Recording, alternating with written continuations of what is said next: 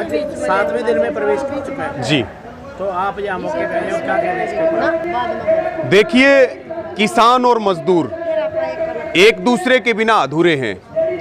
7 दिन से रतिया में लगातार मजदूरों का धरना चल रहा और करीब करीब ये 600 परिवारों का मुद्दा है।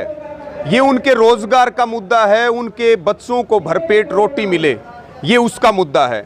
7 दिन हो गए मार्केट कमेटी के सामने धरने पर बैठे हैं और मंडी में सारा काम ठप पड़ा है, उठान नहीं हो रहा है। और मांग केवल एक है कि जो हैफेड के यहाँ गोदाम हैं या डीएफएससी के हैं या वेयर हाउस के हैं, लोकल गोदाम है, लोकल जो गोदाम है स्टेट गवर्नमेंट के जो अंडर हैं, उनमें गेहूं को स्टॉक किया जाए। सरकार क्या कर रही? केंद्र सरकार की दलाली कर रही और चोर दरवाजे से 3 कृषि कानूनों को लागू करने के लिए इन गोडाउनों को खाली छोड़ करके और एफसीआई के गोडाउनों में गेहूं भेज रहे, वहां से वो चला जाएगा अडानी के साइलोज में। यानी कि इस खेल को समझिए कि 3 कृषि कानूनों को चोर दरवाजे से लागू किया जा रहा है। हरियाणा की सरकार को यह जवाब देना चाहिए कि अगर उनको इन गोडाउनों का कोई काम नहीं लेना तो ये इतना बड़ा इंफ्रास्ट्रक्चर खड़ा क्यों किया था? हरियाणा की आधे से ज्यादा मंडियों को खत्म कर दिया गया, वीरान पड़ी है मंडियां, और उसके बाद हजारों लाखों मजदूरों के पेट पर लात मारने का काम किया जा रहा। हम भारतीय किसान यूनियन की ओर से, संयुक्त किसान मोर्चा की ओर से इस धरने का पूर्ण समर्थन करते हैं और सरकार तुरंत इनके रोजगार का प्रबंध करे और यहीं के गोडाउनों में यहां गेहूं स्टॉक हो स्टेट के।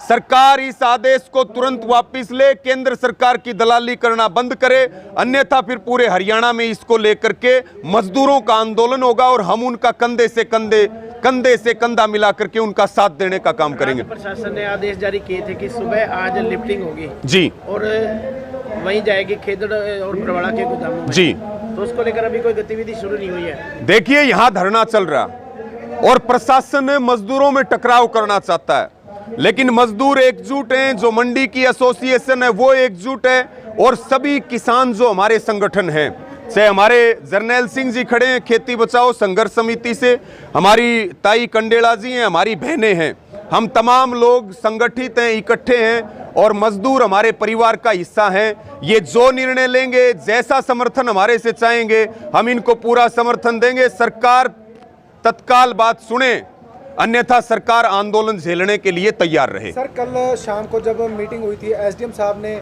मजदूरों को ये कहा कि आप मनरेगा के या जॉब कार्ड बनवा लीजिए, उसके मनरेगा में काम कर लीजिए, तो उसके बारे में क्या कहना है? देखिए, हमारा सीधा सीधा ये कहना है, सरकार रोजगार देने का काम करती है। हरियाणा में एक अलग तरह की सरकार बनी और सरकार है ही नहीं, पूरा प्रदेश सड़कों के ऊपर है। रोजगार देना बहुत दूर की बात है, ये लोग रोजगार छीन रहे हैं।